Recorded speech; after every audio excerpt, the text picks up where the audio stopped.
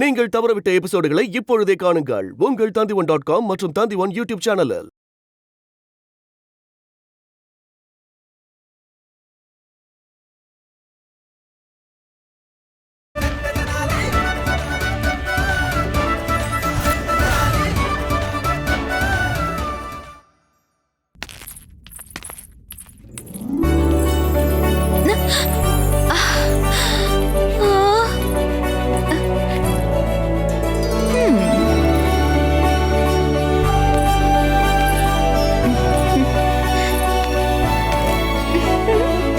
உண்மையை சொல்லணும்னா ராணியோட ஆடையில நீங்க ரொம்பவே அழகா இருக்கீங்க. சொல்ல போனா ராஜாவோட ஆடையில நீங்க கூட தான் ரொம்ப அழகா இருக்கீங்க.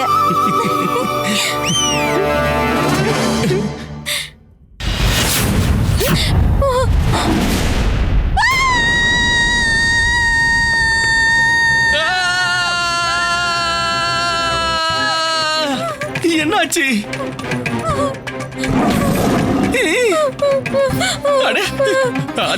அத பார்த்து பயந்துட்டியா நீ? நீ பயந்தது இல்லாம என்னையும் பயமுறுத்திட்ட. என்ன எனக்கு தாமதமாயிட்டு இருக்கு, நான் வரேன், வழிவிடு.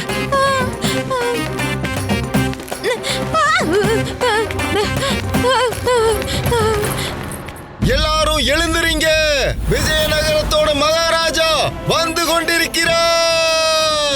மகாராஜா பண்டிதர் ராமகிருஷ்ணர், மகாராஜா பண்டிதர் ராமகிருஷ்ணர், மகாராஜா பண்டிதர் ராமகிருஷ்ணர், மகாராஜா பண்டிதர் ராமகிருஷ்ணர். அற்புத பண்டிதர் ராமகிருஷ்ணா.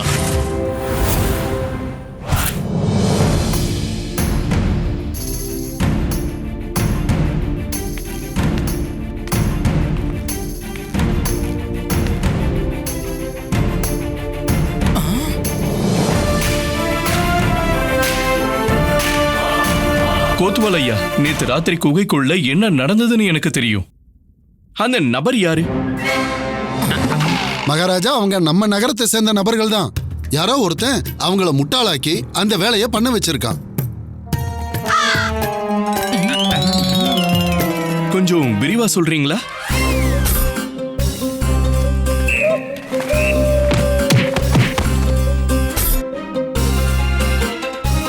கோத்வால், மகாராஜாவுக்கு புரிஞ்சிருச்சு. சரி மந்திரியாரு. அப்படின்னா கல்லுல பத்திரத்தை சுத்தி வீசினது ஒரு சதி திட்டம். மந்திரியாரே, மகாராஜா, உங்களுடைய உளவாளிய வச்சு குதிரை படையோட சேனாதிபதி இந்த சதி திட்டத்துல சம்பந்தப்பட்டிருக்காரா இல்லையான்னு கொஞ்சம் கண்டுபிடிங்க. கூடவே அவர் கடத்த விரும்பினது என்னையா இல்ல குருவையான்னு கூட கண்டுபிடிங்க. ஆமா மகா மந்திரியாரே, அதை தெரிஞ்சுக்க நானும் ஆர்வமா இருக்கேன். கண்டிப்பா மகாராஜா. குருவே, நீங்க என்கிட்ட என்ன முக்கியமான விஷயம் சொல்லணும்னு நினைச்சீங்க? மகாராஜா, மகாராஜா, நீங்க நகர வியாபாரிகள் சங்கம் சம்பந்தமா நடவடிக்கை எடுக்க வேண்டியிருக்கு. அது என்னன்னா, அரசாங்கத்திலிருந்து அவங்களுக்கு கிடைக்கக்கூடிய சௌகரியம், பாதுகாப்பு தாண்டி அங்க இருக்கிறவங்க எல்லாருமே கொஞ்சம் அற்பத்தனமா நடந்துக்கிறாங்க. இதனால ராஜ்ய கஜானாவில் இருக்கிற செல்வம் குறைஞ்சுக்கிட்டே வருது.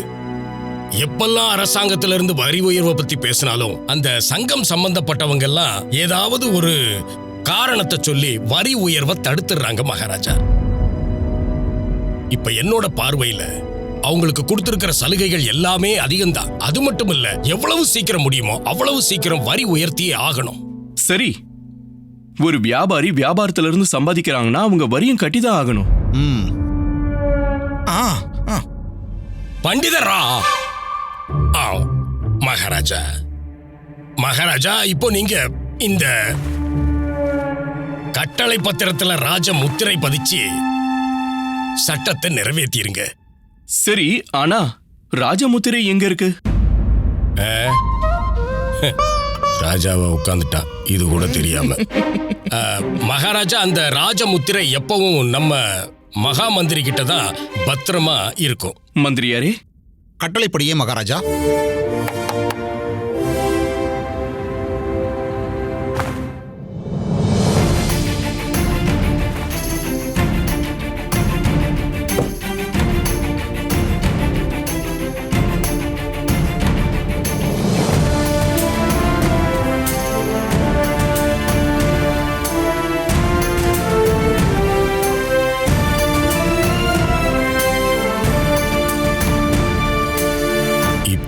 பதிச்சது முத்திரை இல்ல பண்டித ராமகிருஷ்ணா, நீ மாத்தி எழுதினவும் விதி. மகாராஜா, இதுதான் கணக்கு வழக்கு பார்க்கிற அறை. இவர்தான் நம்மளோட தற்காலிக மகாராஜா, மகாராஜா பண்டிதர் ராமகிருஷ்ணர். வணக்கம் மகாராஜா. வணக்கம். உங்களுடைய தலைவரை சந்திக்கணும். உங்களோட அலுவலகத்துக்கு வந்தாச்சு. உங்க அலுவலகத்துக்கு வர்ற வழியை மறந்துட்டீங்களா? ஞாபகம் இல்லையா? ஐயோ, இல்ல இல்ல, விடுங்க விடுங்க. என்ன இருந்தாலும் கடைசியா நான் தான் இங்க வந்துட்டேன்ல.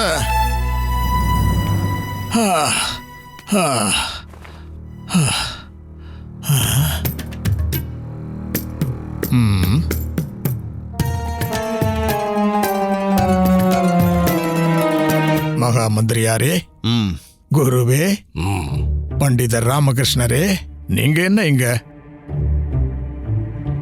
மகாராஜாவும் இங்க உங்களோட வந்திருக்காரா? மகாராஜா, இவர்தான் மதுசூதன் ஐயா, இந்த இடத்தோட அதிகாரி. மகாராஜா கிருஷ்ணதேவராயரோட அப்பா காலத்திலிருந்து இவர் இங்க வேலை பார்த்துக்கிட்டு இருக்காரு. நம்ம மகாராஜா கூட இவர்கிட்ட ரொம்ப மரியாதையா நடந்துக்குவாரு. வாங்க, நீங்க எல்லாரும் எங்க அலுவலகத்துக்குள்ள வாங்க. வாங்க. மதுசூதன் ஐயா, உங்க அறை இங்க இல்ல, அங்க இருக்கு பாருங்க. மறந்துட்டேன். வாங்க வாங்க வாங்க ஐயா, வாங்க வாங்க வாங்க. நான் உங்களுக்கு என்ன சேவை செய்யணும்?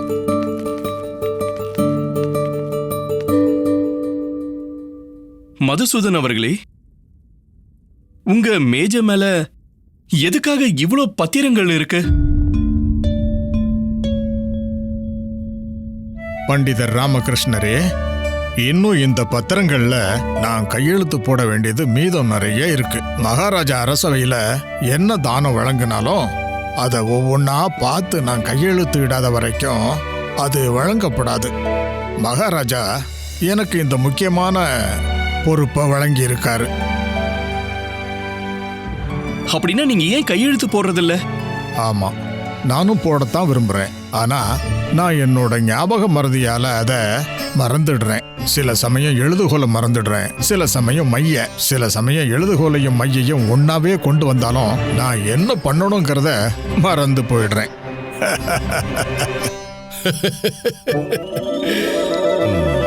என்ன பண்றது, எனக்கு வயசாய் போச்சு இல்லையா? மதுசூதன் அவர்களே, இந்த தானத்தை பெற காத்துக்கிட்டு இருக்கிறவங்களுக்கு உங்களுடைய இந்த மறதியால எவ்வளவு பாதிப்புகள் ஏற்பட்டுக்கிட்டு இருக்கும்னு உங்களுக்கு கொஞ்சமாவது புரியுதா? பண்டிதர் ராமகிருஷ்ணரே, நீங்க இதை தப்பா எடுத்துக்காதீங்க. நான் உங்க கண்ணு முன்னாடியே இதுல கையெழுத்து போட்டுடுறேன். அட இல்ல இல்ல மதுசூதன் அவர்களே, தயவு செஞ்சு நீங்க எதுவும் தப்பா எடுத்துக்காதீங்க. அது என்னன்னா, இந்த வயசு வேலை செய்யறதுக்கான வயசா என்ன? இது ஓய்வெடுக்க வேண்டிய வயசு. அதனால இந்த கணக்கு வழக்கு வேலையை பார்க்கறதுக்கு பதிலா நான் உங்களுக்கு ஓய்வெடுக்கிறதுக்கான வாய்ப்பா வழங்குறேன். மந்திரியாரே, மகாராஜா, இவரோட பதவியில ஒரு புது இளைஞனை இவருக்கு பதிலா நியமிச்சிருங்க. என்ன? கூடவே 65 வயசுக்கு மேல இருக்கிற அனைத்து அரசு அதிகாரிகளையும் சேவையிலிருந்து விடுவிச்சு அவங்களுடைய இடங்கள்லயும் இளைஞர்களை நியமிச்சிருங்க. எனக்கு வெறும் 56 தான் மந்திரியாரு. கட்டளைப்படியே மகாராஜா. ஒரு நிமிஷம் இருங்க பண்டிதர் ராமகிருஷ்ணரே.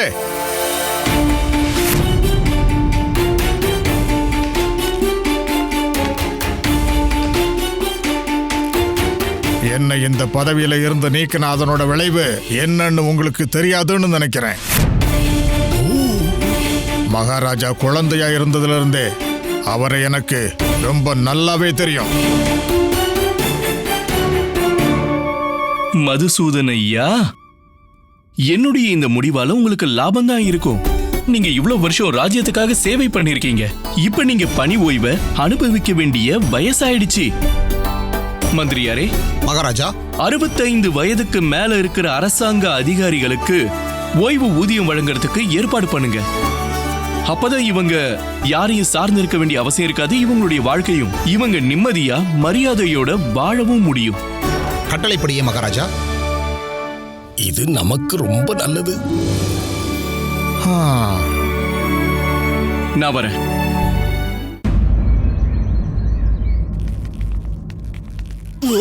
ஐயோ, குருவே, பார்த்து, ஜாக்கிரதை. என்ன செஞ்சு வச்சிருக்காங்க பாருங்க.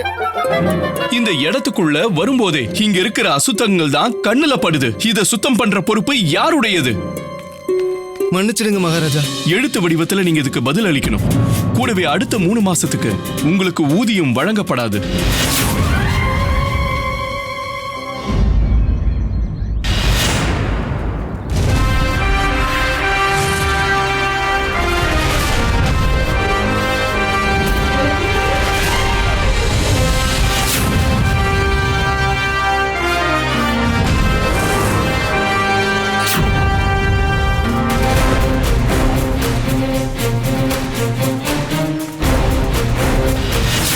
அட ஆமா பிரியம்மா, அதெல்லாம் எனக்கு தெரியும். யுத்தத்துல வீர மரணம் அடைஞ்ச வீரனோட மனைவின்னு எனக்கு தெரியும். இங்க பாரு, இத அந்த தனிராம் கிட்ட கொடுத்துட்டு வா. உங்களுக்கு அரசாங்க வெகுமதியா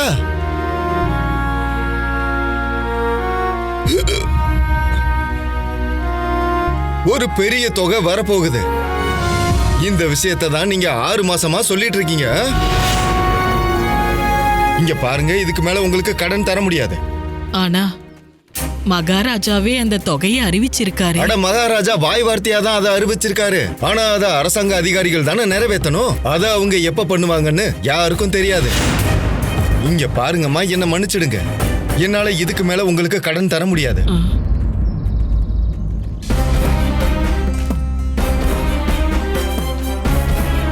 ஒரு வீரனோட மனைவிக்கு இழப்பீடு கிடைக்க மாட்டேங்குது, அதுவும் என்னோட கட்டளைக்கு பிறகும்.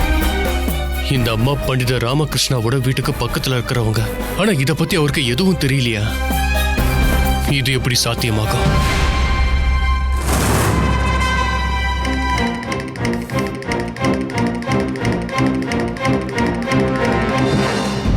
மகாராஜா சித்திரை மாத கடைசியில ராஜ்ய கஜானாவில் இருக்கிற செல்வத்தை எடுத்து எல்லாருக்கும் கொடுப்பாங்க.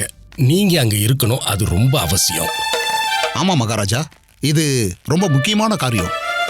சரி வாங்க. உன்னோட உண்மையான பிரச்சனையே இனிமேதான் ஆரம்பிக்க போகுது பண்டிதர் ராமகிருஷ்ணா. கேளுங்க கேளுங்க கேளுங்க. தற்காலிக அரசர் பண்டிதர் ராமகிருஷ்ணரோட கட்டளை. இன்னைக்கு நீங்க எல்லாரும் அவங்களோட வியாபார வரிய உடனடியா செலுத்தி ஆகணும். இல்லன்னா நாளையில இருந்து வியாபாரம் பண்ண கூடாது. இது என்ன மாதிரியான கட்டளை? ஒரே நாள்ல வரிய செலுத்த எப்படி பணத்தை ஏற்பாடு பண்ண முடியும்? நாங்க இதை எதிர்த்து நிற்போம். அமைதியா இருங்க, சொன்னா கேளுங்க, அமைதியா இருங்க. இது அரச கட்டளை. பண்டிதர் ராமகிருஷ்ணர் எதுக்காக இந்த மாதிரி கட்டளை இட்டிருக்காரு? கட்டளைய உங்ககிட்ட தெரிவிக்கிறது மட்டும் தான் என்னோட வேலை. நான் சொல்றத சொல்லிட்டேன். இப்ப நான் கிளம்புறேன். போங்க போங்க, போய் உங்க வேலையை பாருங்க. போய் எல்லாரும் ஒழுங்கா வரிய கட்டுங்க, போங்க. மகாராஜா, ராஜ்ய கஜானாவில் இருந்து செலவுக்காக 5 கோடி தங்க நாணயங்கள் வந்திருக்கு. ஆனா தேவை அதை விட அதிகம். மகாராஜா, நம்ம ராஜ்யத்துக்கு இந்த வருஷத்துக்கான மொத்த தேவை 7 கோடி தங்க நாணயங்கள். இதுக்கப்புறம் நம்ம படைக்காக புது ஆயுதங்களையும் ஏற்பாடு பண்ணணும். அதுக்காக நமக்கு 3 கோடி தங்க நாணயங்கள் தேவைப்படுது மகாராஜா. அப்ப கஜானாவில இருந்து இன்னும் எடுத்துக்கோங்க. விஜயநகர் ராஜ்யத்தின் கஜானாவில செல்வத்துக்கு குறைவா என்ன? இல்ல மகாராஜா, இல்ல, அப்படி எல்லாம் பண்ணிட முடியாது. ஒவ்வொரு வருஷமும் நமக்கு எவ்வளவு செலவுக்கு ஒதுக்கப்படுதோ அதுக்குள்ளதான் எல்லாத்தையும் பார்த்துக்க வேண்டியிருக்கு. ஆனா குருவே. மகாராஜா, நம்மளோட தேவை ராஜ்யத்துக்கு வெளியிருந்து வர்ற வியாபாரிகளோட வியாபாரத்தால முழுமையான விதத்துல கண்டிப்பா நிறைவேறிடும். அப்ப இந்த முறை வெளி ராஜ்யத்து வியாபாரிகள் விஜயநகரத்துக்கு வரலையா? அது மகாராஜா வந்திருக்காங்க. ஆனா அவங்களுக்கு இங்க வியாபாரம் பண்ண விருப்பம் இல்ல. விருப்பம் இல்லையா? ஆனா ஏன்? ஏன்னா இன்னைக்கு தான் அவங்க இங்க வந்தாங்க. இதே நாள்ல எல்லா வியாபாரிகளுக்கும் வரிய உடனே கட்ட சொல்லி அரசாணைய பிறப்பிச்சிருக்கோம் மகாராஜா. என்னோட பார்வையில அது தப்பா தெரியுது. அதனால வியாபாரிகள் கோபமா இருக்காங்க. திடீர்னு இப்படிப்பட்ட ஒரு சூழ்நிலையை பார்த்து பயந்து வெளியூர்ல இருந்து இங்க வந்திருக்கிற வியாபாரிகள் நம்ம ராஜ்யத்துல வியாபாரம் பண்ண விரும்ப மாட்டேங்கிறாங்க மகாராஜா.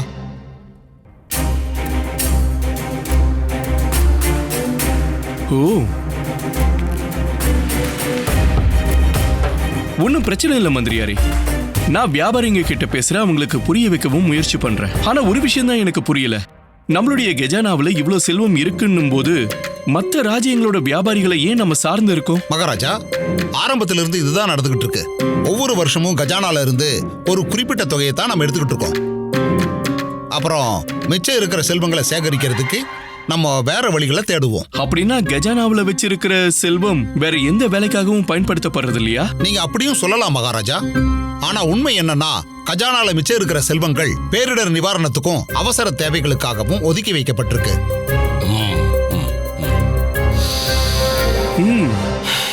மந்திரியாரே, ஒரு வேலை பண்ணுங்க. ராஜ்யத்துல ஒரு அறிக்கை விடுங்க. விஜயநகர ராஜ்யம் விருப்பமுள்ள விவசாயிகளுக்கு குறைந்த வட்டியில கடன் வழங்கும்னு எல்லாருக்கும் தெரிவிச்சிருங்க. என்ன மகாராஜா, இது வந்து குருவே, பணம் தான் பணத்தை உருவாக்கும், அதிகமாக்கும். கஜானாவுல இருக்கிற செல்வம் வீணாயிட்டு இருக்கு. அதை தான் நான் பயன்படுத்துறேன். இது மூலமா நம்ம ராஜ்யத்துக்கும் ராஜ்ய மக்களுக்கும் 2 பேருக்கும் பயனுள்ளதா இருக்கும். மந்திரியாரே, மகாராஜா, கட்டளையை சீக்கிரமா நிறைவேற்றுங்க. கட்டளைப்படியே மகாராஜா.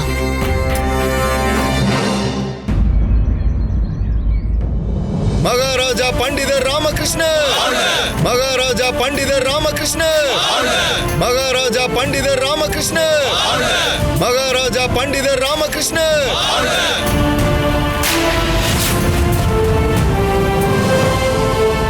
மகாராஜா,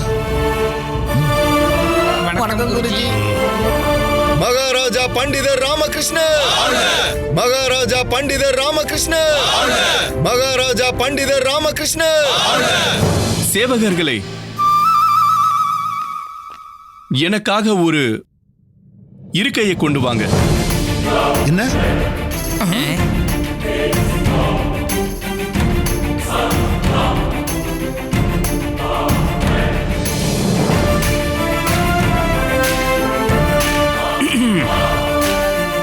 சரி மந்திரியாரே, இன்றைய சபை வேலைகளை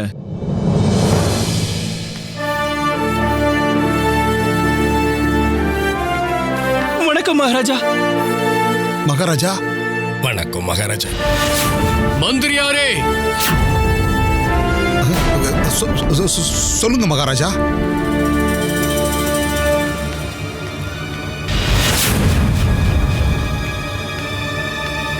நீங்க இப்ப என்ன சொன்னீங்க? மகாராஜா, அதாவது சிறப்பு ஆலோசகர் அவர்களே. அற்புதம்.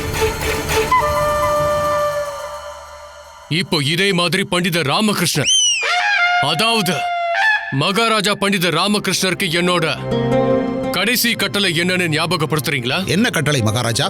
இல்ல, அது வந்து சிறப்பு ஆலோசகரே.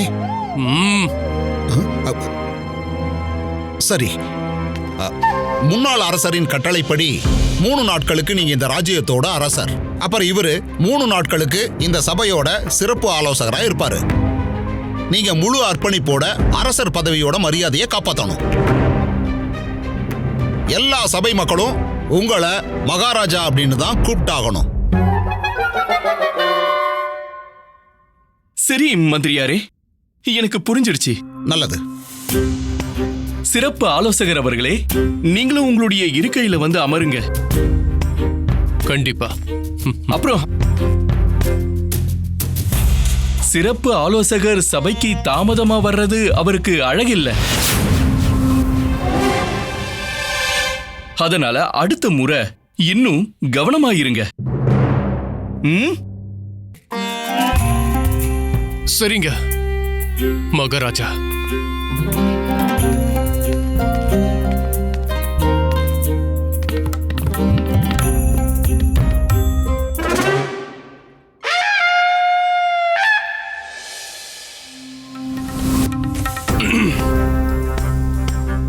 மகாராஜா, முதல்ல நான் சொல்றதை கேளுங்க.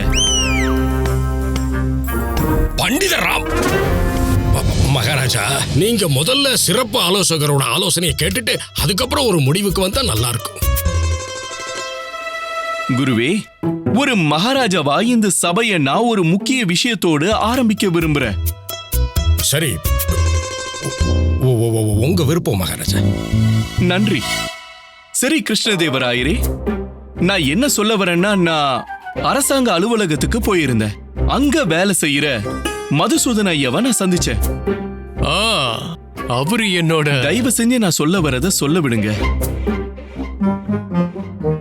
கண்டிப்பா மகாராஜா. நான் அரசு பணியில இருந்து அவருக்கு ஓய்வு வழங்கிட்டேன். ஆனா மகாராஜா அவருக்கு இப்ப அதிகமான வயசாயிடுச்சு. அது வேலைய பாதிச்சுக்கிட்டு இருந்தது. இப்போ அவருக்கு ஞாபக மறதியும் வந்துருச்சு.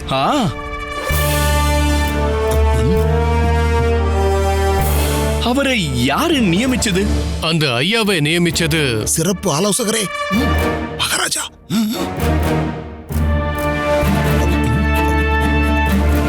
அவரை நியமிச்சது என்னோட தந்தை, அதாவது விஜயநகரத்தோட முன்னாள் அரசர் மகாராஜா. நீங்க சொல்ல வேண்டியதை சொல்லி முடிச்சிட்டா இப்ப நான் ஒரு கோரிக்கையை வைக்கலாமா மகாராஜா? சரி சரி சொல்லுங்க. அற்புதம். நான் என்ன தெரிஞ்சுக்க விரும்புறேன்னா, உங்களோட அதாவது பண்டிதர் ராமகிருஷ்ணரோட பக்கத்து வீட்ல ஒரு வயதான அம்மா இருக்காங்க. அவங்க கணவர் போர்ல இறந்த பிறகு நான் மகாராஜாவா இருந்தப்ப அவங்களுக்கு நிவாரணம் வழங்கியிருந்தேன். ஆனா இன்னைக்கு வரைக்கும் அவங்களுக்கு அது கிடைக்கல. என்ன? அவங்க வயதானவங்க. பண்டிதர் ராமகிருஷ்ணரோட வீட்டுக்கு பக்கத்திலேயே அந்த அம்மா அங்க வசிச்சிட்டு இருக்காங்க. நான் இப்ப என்ன தெரிஞ்சுக்க விரும்புறேன்னா, இந்த விஷயம் உங்களுக்கு தெரியுமா தெரியாதா? அப்படி தெரியும்னா நீங்க ஏதாவது உதவி செஞ்சீங்களா மகாராஜா பண்டிதர் ராமகிருஷ்ணரே?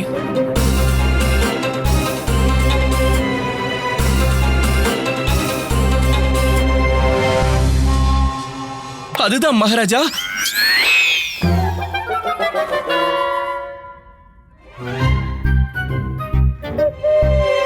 அதுதான் கிருஷ்ணதேவராயரே. அந்த வயசான அம்மாவுக்கு மதுசூதன் ஐயாவால தான் நிவாரணம் கிடைக்காம இருந்திருக்கு. ஏன்னா இவர் தேவையான அரசாங்க பத்திரத்தில கையெழுத்தே போடாம இருந்திருக்காரு.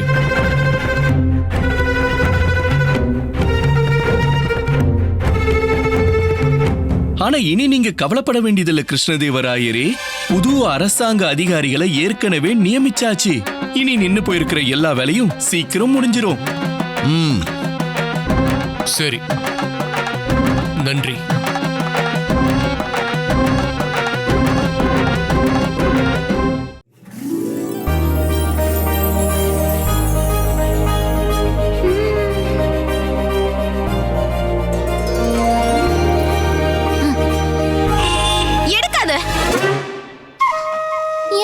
ஏன்னா ராஜ விருந்துல மொத்த உணவையும் பரிமாறுற வரைக்கும் உணவை சாப்பிட கூடாது.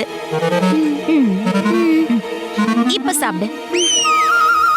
கிருஷ்ணா, யாரு வந்திருக்கோன்னு பாரு. என்னோட தம்பி கிருஷ்ணா எங்க?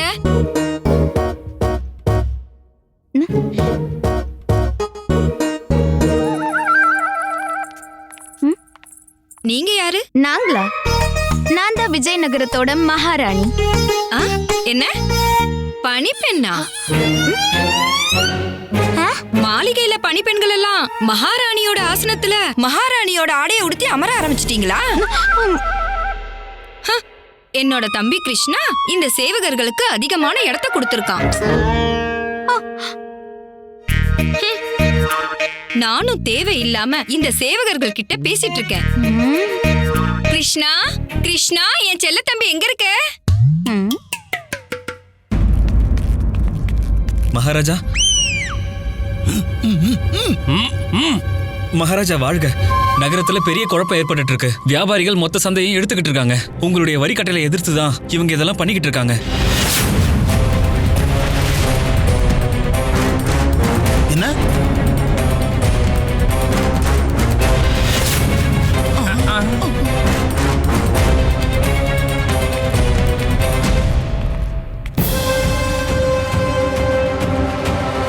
பண்டிதர் மகாராஜா பண்டிதர் ராமகிருஷ்ணரே, சந்தை மூடப்பட்டா நாட்டோட விவசாயிகளுக்கு பாதிப்பு ஏற்படும். கூடவே மக்களும் கஷ்டப்பட வேண்டியிருக்கும். இந்த விஷயத்தை பத்தி நீங்க ஏதாவது யோசிச்சீங்களா? நான் தெரிஞ்சுக்க விரும்புறேன்.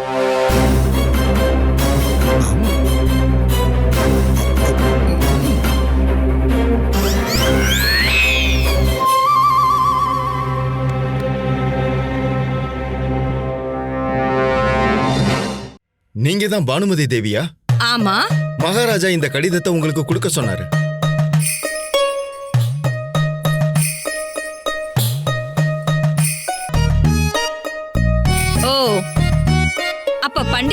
ராமகிருஷ்ணர் 3 நாட்களுக்கு தற்காலிக அரசரா இருக்காரா? கிருஷ்ணா அவருக்கு பதிலா அங்க சிறப்பு ஆலோசகர் கடமையை செஞ்சிட்டு இருக்கான். அவரோட வீட்லயே மகாராணி சின்னாதேவியோட ரகசியமா வாழ்ந்துட்டு இருக்கான். இப்ப கிருஷ்ணனை 3 நாட்களுக்கு அப்புறம் தான் சந்திக்க முடியும். அப்படின்னா நீங்க தற்காலிக அரசர் பண்டிதர் ராமகிருஷ்ணரோட மனைவி சாரதா தேவியா? ஆமா, நாங்க வேலைக்காரங்க இல்ல. இவங்க மகாராஜா பண்டிதர் ராமகிருஷ்ணரோட அம்மா ராஜமாதா. இவர்தான் மகாராஜா பண்டிதர் ராமகிருஷ்ணரோட நெருங்கிய தோழர் குண்டப்பா. வணக்கம். வணக்கம். நான் மகாராஜா கிருஷ்ணதேவராயரோட உடன்பிறவா சகோதரி பானுமதி. யார் இந்த பண்டிதர் ராமகிருஷ்ணர்? கண்டிப்பா அவர் சிறந்த நபரா தான் இருப்பாரு. அதனாலதான் மகாராஜா கிருஷ்ணதேவராயர் அவரை தற்காலிக மகாராஜாவா ஆக்கியிருக்காரு. சேவகனே, எங்களை ஓய்வறைக்கு கூட்டிட்டு போ. கட்டளைப்படியே. வா சுகந்தா. இது துரோகம். நீங்க பதவியேற்ற முதல் நாளே வியாபாரிகள் துரோகம் செஞ்சிருக்காங்க. நாளைக்கு இதே மாதிரி மக்களும் நடந்துக்கிட்டாங்கன்னா அதை தொடர்ந்து போராட்டம் வெடிச்சதுன்னா சிவ சிவ சிவ சிவ சிவ சிவ சிவா அப்படி மட்டும் நடந்துருச்சுன்னு வைங்க, அதுக்கப்புறம் அதை கட்டுப்படுத்தவே முடியாது மகாராஜா. அப்புறம் மகாராஜா, ராஜ்ய கஜானாவில இருந்து செல்வத்தை எடுத்து விவசாயிகளுக்கும் வியாபாரிகளுக்கும் கடன் வழங்கலாம் அப்படிங்கிற முடிவை எடுத்திருந்தீங்க இல்லையா? அந்த முடிவை அப்படியே சபைக்கும் தெரிவிச்சிட்டீங்கன்னா நல்லா இருக்கும்.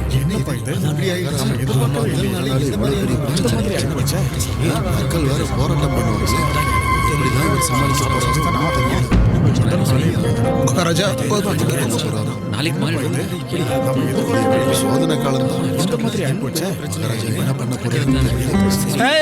எல்லாரும் அமைதியா இருங்க. எல்லாரும் தயவு செஞ்சு அமைதியா இருங்க. பாருங்க, எனக்கு தெரியும் இந்த இந்த முடிவு கொஞ்சம் விசித்திரமானதுதான். ஆனா இதோட விளைவை பாத்தீங்கன்னா இதெல்லாம் ராஜ்யத்துக்கு லாபம் தான் இருக்கும். எல்லா குடிமக்களுடைய தன்னம்பிக்கை இது மூலமா அதிகரிக்கும். கூடவே இந்த அரசாங்கம் அவங்களோட எதிர்காலத்தை பத்தியும் அவங்களோட வளர்ச்சியை பத்தியும் கவலைப்படுதுங்கிறத அவங்களுக்கு புரிய வரும். அது இல்ல மகாராஜா, என்ன மன்னிச்சிருங்க. நீங்க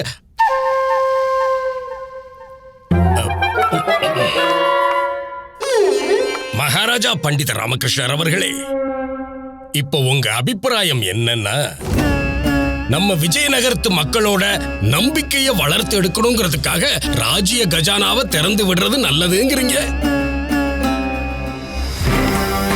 சரி, அப்படி இருக்கட்டும். இப்படி வச்சுக்கோமே, நம்ம ராஜ்யத்துக்கு ஏதோ ஒரு வகையில ஆபத்து வருது, ஏதோ ஒரு வகையில விபத்தோ, எதிரிகளோட ஆக்கிரமிப்போ, பூகம்பமோ, நோய் தொற்றோ, இது மாதிரி ஏதோ ஒண்ணு வருது. அப்ப என்ன செய்யறது? ராஜ்ய கஜானாவுல செல்வமே இல்லைன்னா அந்த ராஜ்யத்தின் மக்களின் வலிக்கு யாரு நிவாரணம் தருவா? இந்த விஷயத்தை பத்தி நீங்க யோசிக்கவாது செஞ்சீங்களா?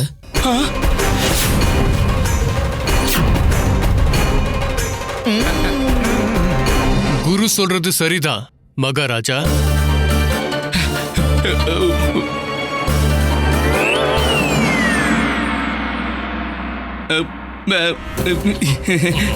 அப்படி எதுவும் ஆகாது குருவே.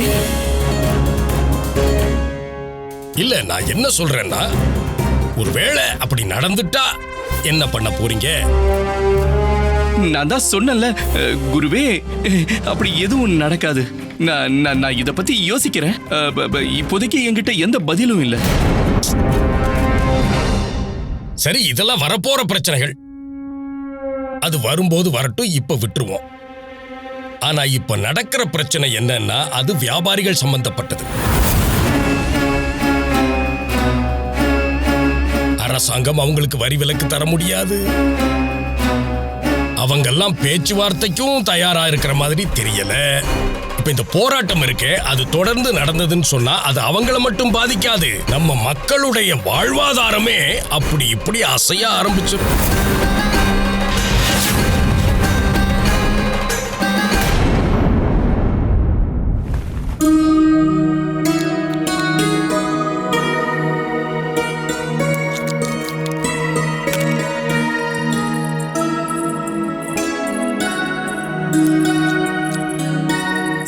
தேவி, நாங்க எங்க அறைக்கு போயிட்டு இருந்தோம். போற வழியில அப்படியே உங்ககிட்ட பேசிட்டு போலான்னு வந்தோம்.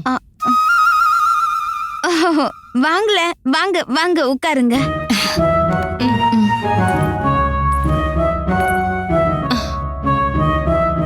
சாரதா தேவி, உங்களுடைய கணவர் பண்டிதர் ராமகிருஷ்ணர் கண்டிப்பா என் தம்பி கிருஷ்ணனுக்கு விசுவாசமான நபராதான் இருந்திருப்பாரு. இந்த பதவிக்கு அவர் தகுதியானவர் தான். இல்லனா கிருஷ்ணா அவரை அரசனாக்கிருக்கவே மாட்டான். சத்தமா பேசுங்க. நீங்க சொல்றது சரிதான் பானுமதி அம்மா. அம்மாவோட வளர்ப்பு தான் அவரை இவ்வளவு திறமையானவரை ஆக்கியிருக்கு. சாரதா தேவி, எதுக்காக நீங்க இப்படி கத்தி பேசுறீங்க? கொஞ்சம் பொறுமையா பேசுங்க. அம்மா, அவங்களுக்கு காது. நான்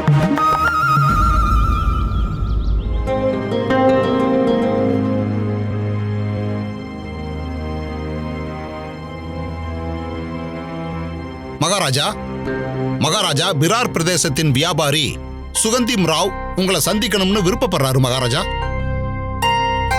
மகாமந்திரி திம்மராசு அவர்களே, இங்க தர்பார்ல என்ன மாதிரி பிரச்சனை ஓடிக்கிட்டு இருக்கு? நீங்க என்னடானா எதை பத்தியோ பேசுறீங்க? நீங்களே அவர்கிட்ட இன்னொரு நாள் பாக்குறோம்னு சொல்லுங்க. குருவே, அதாவது சுகந்திம் ராவ் அவர்கள் இந்த நாட்டிலேயே பெரிய செல்வந்தரா கருதப்படுறாரு. கொஞ்சம் யோசிச்சு பாருங்க மகாராஜா. ஒருவேளை அந்த வியாபாரி மகிழ்ச்சி அடைஞ்சு நம்மளோட ராஜ்யத்துல வியாபாரம் பண்ணலான்னு முடிவு பண்ணார்னா அதுக்கப்புறம் நம்மளோட எல்லா பிரச்சனையும் முடிச்சிடும் மகாராஜா. அப்படியா? அப்ப வர சொல்லுங்க, வர சொல்லுங்க, சீக்கிரம் வர சொல்லுங்க. கட்டளைப்படியே மகாராஜா.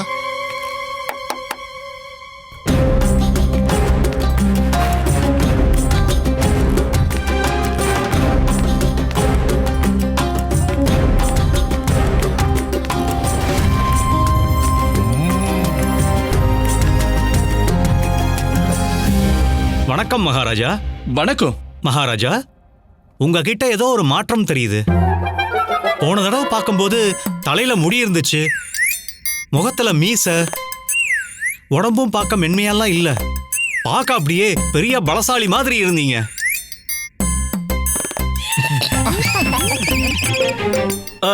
மன்னிச்சிருங்க மகாராஜா, வேடிக்கையா பேசுறது என்னோட பழக்கம். அத பார்த்தாலே நல்லா தெரியுது. நான் தற்காலிக மகாராஜா. மகாராஜா அங்க இருக்காரு.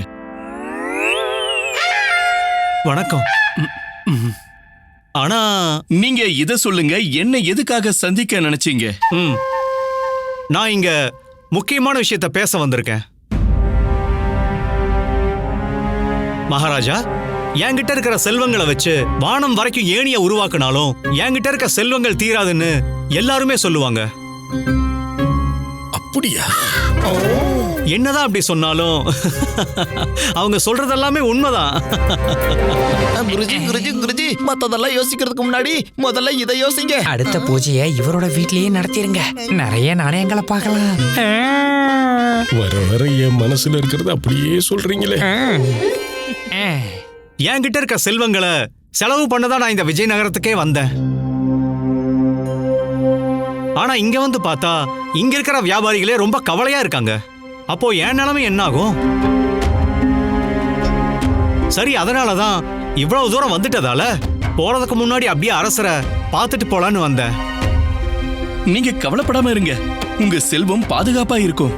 நீங்க இங்க ராஜ்யத்துல வியாபாரம் பண்ணலாம். மன்னிச்சிருங்க மகாராஜா, உங்களோட ராஜ்யத்துல உறுதியான நிலைமை இருக்கிற மாதிரி தெரியல. உண்மையான அரசர் இருக்க வேண்டிய இடத்துல தற்காலிக அரசர், இன்னொரு பக்கம் வியாபாரிகளோட போராட்டம். இதெல்லாம் வியாபாரத்துக்கு சரி வராது.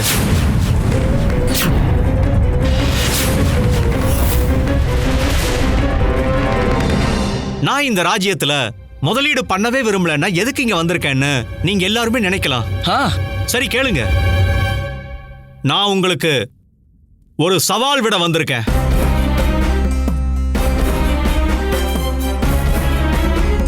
நான் கேள்விப்பட்ட வரைக்கும் விஜயநகர அரசவையில எந்த சவாலை முன் வச்சாலும் அது ஏத்துக்கப்படும் கேள்விப்பட்டேன்.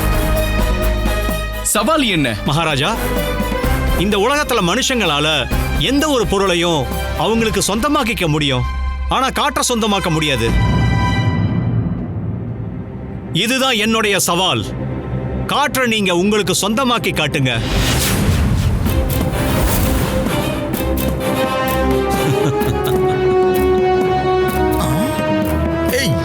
சுகந்திம் ராமையா, நீங்க என்ன பேசுறீங்க?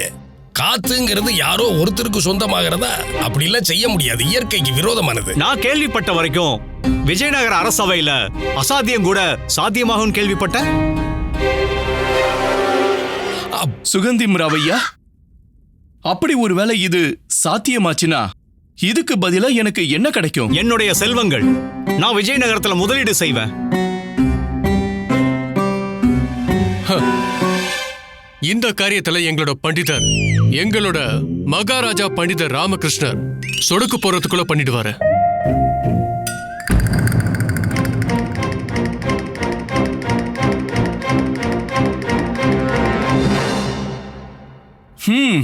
ஐயா சுகந்திம் ராவ், உங்களுடைய இந்த சவால்ல நான் வெற்றி பெறுவேன்னு வாக்களிக்கிறேன். நான் கட்டுப்படுத்தி காட்டுறேன். நானும் உங்ககிட்ட இதைத்தான் எதிர்பார்த்தேன். ஆனா ஒருவேளை இதை உங்களால பண்ண முடியலன்னா? அப்படி ஒருவேளை என்னால இதை பண்ண முடியலன்னா உங்களுக்கு 5 கோடி தங்க நாணயங்கள் வழங்கப்படும்.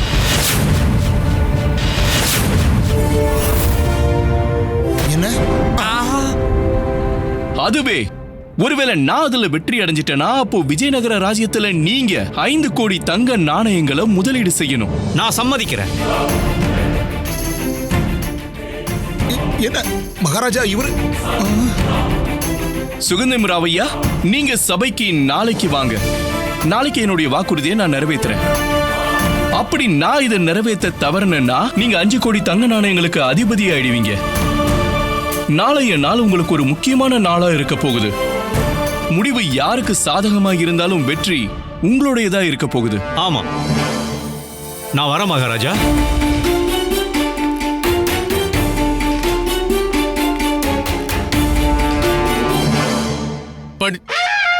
மகாராஜா பண்டிதர் ராமகிருஷ்ணா, நல்லா யோசிச்சு சிந்திச்சுதான் இந்த முடிவை நீங்க எடுத்திருப்பீங்க நான் நம்புறேன். கிருஷ்ணதேவராயரே, சிந்திக்கிற யோசிக்கிற வேலையெல்லாம் மகாராஜாவோடது இல்ல, அது உங்களோட வேலை.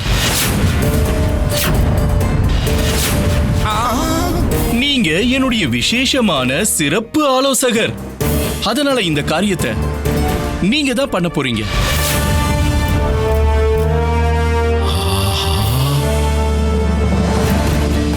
இந்த பிரச்சனைக்கான தீர்வை நீங்க கண்டுபிடிக்க போறீங்க. நானா? கிருஷ்ணதேவராயரே, சிறப்பு ஆலோசகர் பதவியில இருக்கிற பொறுப்பை நிறைவேற்றணும்னா நீங்க இந்த பிரச்சனைக்கான தீர்வை கண்டுபிடிச்சுதான் ஆகணும்.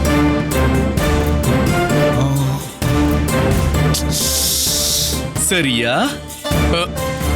சரிதான் மகாராஜா. மகாராஜா கிருஷ்ணதேவராயர்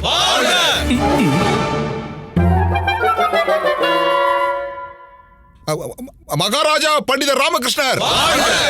மகாராஜா பண்டிதர் ராமகிருஷ்ணர். மகாராஜா பண்டிதர் ராமகிருஷ்ணர். மகாராஜா பண்டிதர் ராமகிருஷ்ணர். சுகந்தா, சுகந்தா, நான் எல்லாத்தையும் கண்டுபிடிச்சிட்டேன். என்னோட தம்பி கிருஷ்ண எந்த காரணமும் இல்லாம ஒரு முடிவே எடுக்க மாட்டான். என்ன நடந்துச்சுன்னு சொல்லுங்க.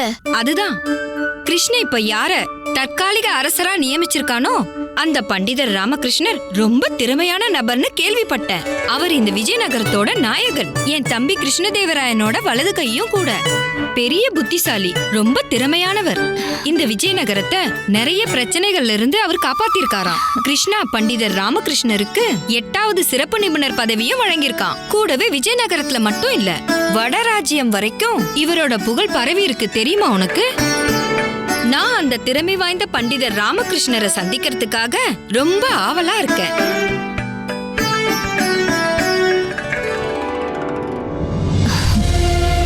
நானும் தான்.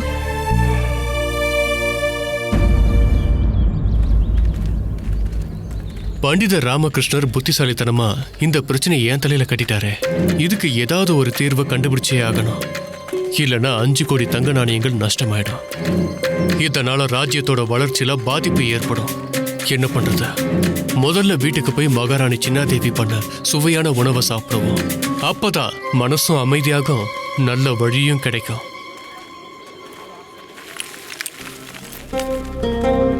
மகாராணி சின்னாதேவி நாள் முழுக்க நிறைய வேலைகளை செஞ்சிருப்பாங்க. அவங்களுக்காக இனிப்புகளை வாங்கிட்டு போனா கண்டிப்பா சந்தோஷப்படுவாங்க.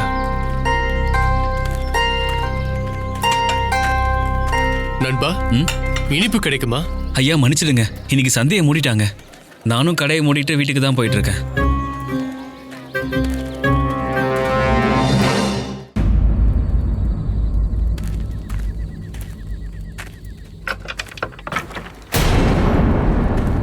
இந்த நாற்றம் எங்க இருந்து வருதா? ஒருவேளை மகாராணி சின்னாதேவி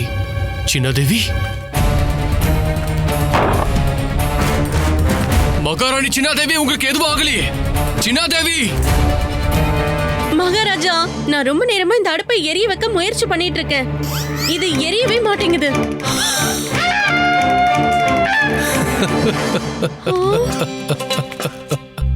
மகாராஜா, எதுக்கு இப்படி சிரிக்கிறீங்க? அது சரி, என்னால இந்த அடுப்பை எரிய வைக்க முடியலன்னு தானே நீங்க இவ்ளோ சிரிக்கிறீங்க. அப்ப சரிங்க, நீங்களும் வாங்க. நீங்களே வந்து அடுப்பை எப்படி எரிய வைக்கணும்னு காட்டுங்க. வாங்க. கண்டிப்பா மகாராணி சின்னாதேவி, இது சுலபமான விஷயம் தான். அப்படியா? எரிய வைங்க. ஒரு நிமிஷம்.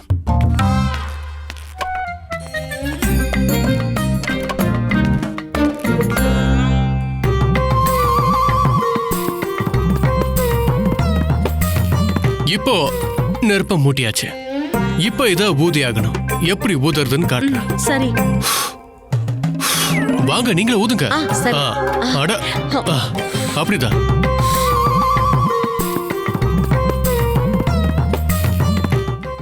Catch us on TV, Tandivan.com, Facebook and YouTube.